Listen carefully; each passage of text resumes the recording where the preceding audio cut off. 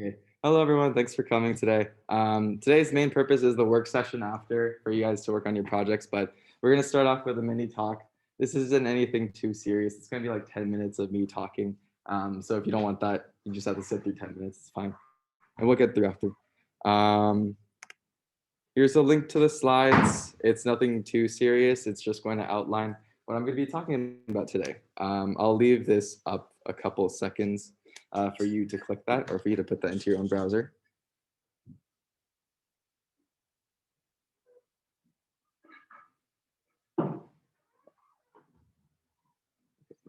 Hello. Okay, I'm gonna assume that you guys all had enough time to do that, and I will keep going. So the main topic of today is to publish an app on the App Store. So this is assuming that you have a minimum viable product, you've been working on this app for a long time, and now you want the whole world to see it. So how exactly do you get from building it locally on Xcode to showing it off to your friends and family to enjoy? It's a pretty big and extensive process. I will get to that in a bit. Let me get started with why you should listen to me. You really shouldn't. I've only done one app. It's called The Good Fridge. It is a grocery list app. I worked on this my second year with a team in Creative Labs. If you've heard of them before, I would give them a massive shout out. I was able to build and publish this app onto the App Store with an amazing team with 10 members. I was one of the project leads, and through that experience, we created this grocery list app where you can input different groceries and it would recommend different products to you depending on whether or not it was sustainable or whether it was fair trade or a bunch of other criteria for ethical eating habits. And it's actually in the App Store right now. So if you put Good Fridge into the search bar on the App Store, if you have an iPhone, you can download it and play around with it. I just renewed my Apple Developer Program account, so that is why it is now back up. But it wasn't there for the last 5 months. So don't say I don't do anything for hack. I just dropped a lot of money, or yeah, dropped a lot of money for that. Okay, so all of us, or most of us, I'm assuming, know what the App Store is, but just for the sake of closure or completion, the App Store is the way to discover and download apps for Apple products in all Apple platforms. It is an app that is built into your iPhone, to your iPad, and all your Apple devices, but you can re-download it. Can you? Because then you need the App Store. Okay, you can't delete it, I'm assuming. Or I guess that's what you're saying. Okay, okay.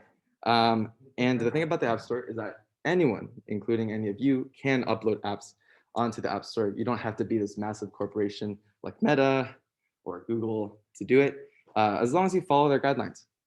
And these guidelines are pretty strict because they have a pretty high bar and a high standard they want all their apps to meet. And these all involve things like security, data privacy, safety, performance, the list goes on and on. But good news is that it's all outlined by Apple. So here are the main steps to get your app onto the App Store. I provided an article below with the complete guidelines. This is kind of like a condensed version so you know at a high level what is going on and what are the main steps for you to do. And I will go step by step through all of these in today's talk. So starting us off, the first thing is the Apple Developer Program. This is a program created by Apple for all aspiring developers, companies, and all that sort of stuff who want to get their apps onto the App Store. So you have to be enrolled in this program to be able to publish apps. It is $99 a year, so it's a pretty high bar to be able to do that. Good news is that most people who are looking at your apps for your projects, if you're trying to recruit, don't require you to publish your app on the App Store. This is just if you want to take it to the next level. But the good news is that that money is also going to other features like being able to submit your apps to all platforms, using testing tools like TestFlight for your apps. We'll get into that later. Looking at your app analytics, using beta versions of other Apple software, and more. For example, you can use Safari extensions. You can upload those too. Okay, so after you have shilled more money to a company that does not need that much money, you have to prepare your app. So the first step to do that is to follow the guidelines outlined by Apple for what your app has to follow. So I mentioned a couple of them earlier, for example, safety, performance, design. One example for safety, pretty like don't steal people's data. That's a pretty low bar, but a lot of people do it. I won't name specific companies, but There are also performance thresholds you have to meet. For example, your app has to be complete. There can't be any bugs on your app. So for example, my first iteration for my app, I submitted it. They got back to me and they were like, your app goes on an infinite loop for the specific device or the specific generation of iPad. And for that reason, you can't put this app on the App Store. I was like, that sucks. And that took me like an extra week to fix. But they are pretty strict, but for good reason. All the apps on the App Store have a pretty high bar and they're pretty high quality. Other guidelines that I didn't put here, but are pretty standard to the process because they're all in the form are your app has to have an icon to make it recognizable, has to have a name, of course, has to have a subtitle. So sorry, it's kind of small here, but that's where that little subtitle there, you just put like a little tagline for your app. It has to have more descriptions. So describing to the user or the aspiring person to download your app, what exactly your app does. It has to have a bunch of screenshots that you yourself have to provide. The list goes on, but it's all in a specific form that I'll showcase a little bit later. And the thing about this app process is once you submit it for review, it actually gets tested by a person who is responsible for the certification process. So it's not going to be like an automated thing. They're actually going to be clicking the different buttons and making sure that everything is as solid as possible.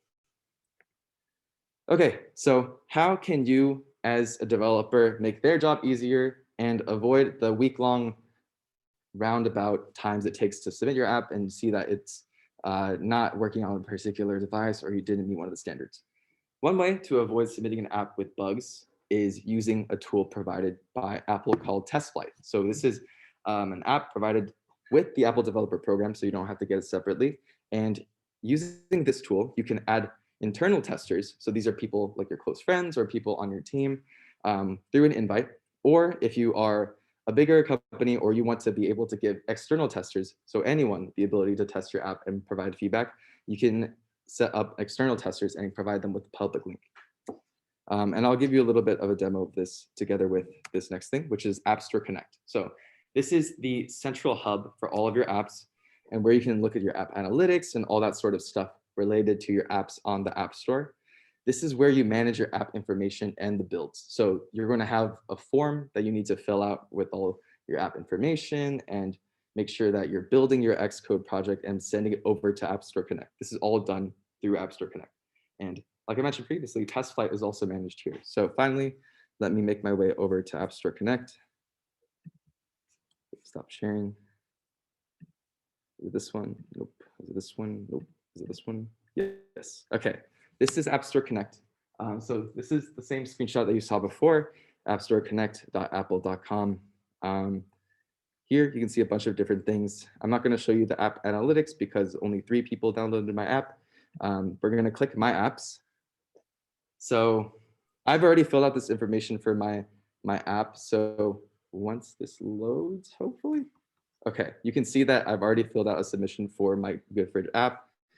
If I click onto that, there's going to be stuff that's slowly loaded in. Okay, I'll just give you a small tour about different things I've had to fill out. One thing is app previews and screenshots. So these are screenshots I've had to provide myself by running the app. I forget if I did it on my device or through the simulator in Xcode. Either one is fine.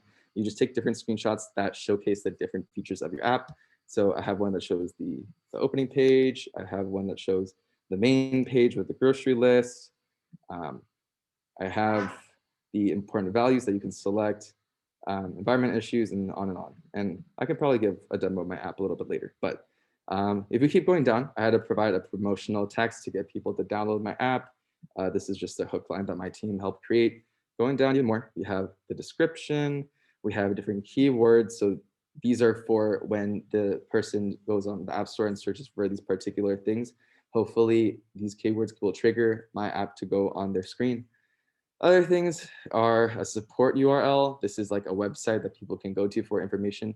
I'm pretty sure what we did is just created a Square site that says our name, and that worked. But the bar is not that high for that one. Other things, marketing URL is optional, so we didn't do that. Version, the first version that you have to submit has to be 1.0. You have to do a copyright. I made this in 2020, so I just put that there. And lastly, other things, app review information, all that sort of stuff. It walks you through it pretty detailed, so you don't have to feel intimidated by remembering any of this. But last thing is just the build. So this is you building the app on Xcode and then going through a set of steps to deliver that build onto App Store Connect um, for the App Store Connect to be able to associate that build to your actual app for the submission. So here's my first build that I submitted for review, and I'll go into detail how I brought this here. But once you associated that, you can actually go down here and go to test flight. So this is a different category, and ignore the fact that it's expired. It's been a while, but here's a build that I submitted for my app.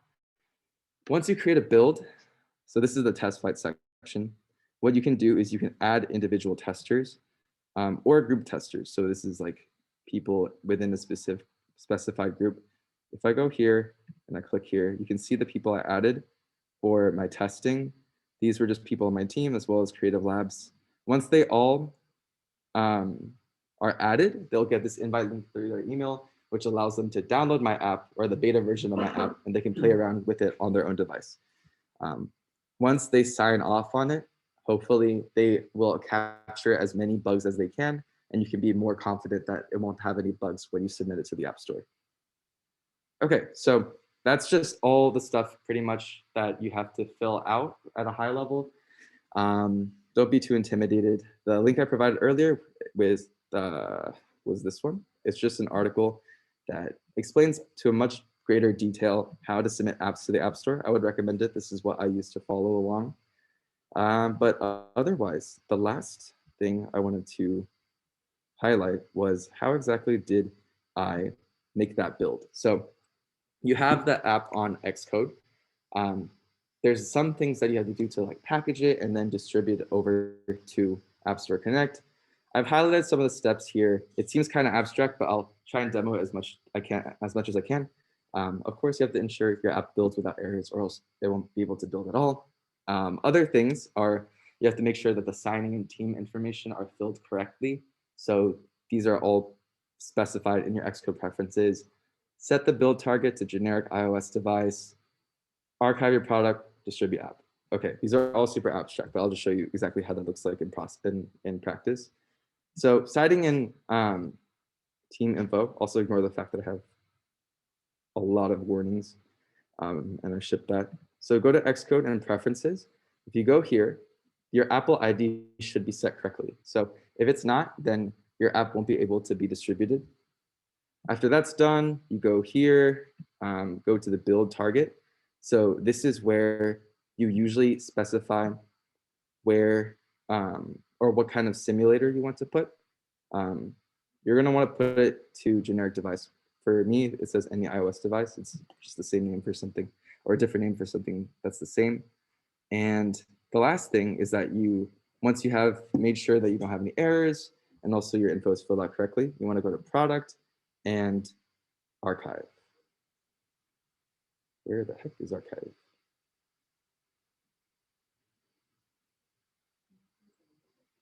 Oh, okay. Is it because I'm running? Yeah, it's because I'm running. Okay. Product. It's not because I'm running. Build.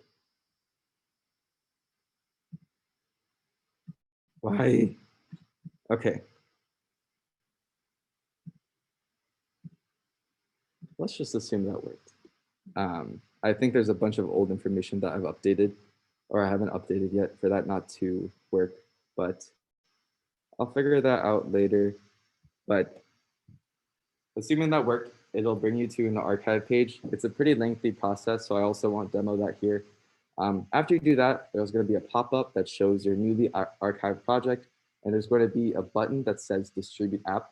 Once you press that, it'll start the processing, and after a while, it should show up in App Store Connect. Okay, so assuming that you've done all the stars have aligned, after all your app information has been filled out and you have your app build on, you're ready to submit, there's going to be this button that looks like this that says that you can submit for review. Once you press that, there's going to be an email confirmation that gets sent to you that says your app is going to be processed and reviewed by a member of the team. And like I mentioned before, they're going to be physically pressing the buttons and making sure everything works, making sure you're not stealing people's info, making sure that if you said the app is for people 5 and above, it doesn't like curse at you when you open it. All that stuff will be figured out. And once everything's good, then you should get a follow-up email within a couple of days or a week that says your app is good for review. So after that, yay, you've uploaded your app and you are now able to showcase it and let other people download it and explore it and review it. I still have 5-star ratings because they're all my friends. Please don't take that as a challenge. But otherwise, that is all I have on my end. So thanks for listening. Now for the rest of today is going to be the work session. So projects are underway, as you guys know. We have a bunch of officers and mentors here who are able to help you through the process and will assist you in anything. We also have our Discord, Hack Sprint projects, outside of these work sessions. So if we can't get to you today, then you always have that avenue to answer questions. But otherwise, if you didn't see our message in the Hack Sprint projects channel, we have this project guidelines doc that we all came together to write out to hopefully set you in the right direction for your project. It's not meant to be like a strict rubric. It's mostly just helping you brainstorm, helping you break down the components and seeing whether or not you have the tools necessary to build. So with that, that's all I have on my end. Thanks for listening.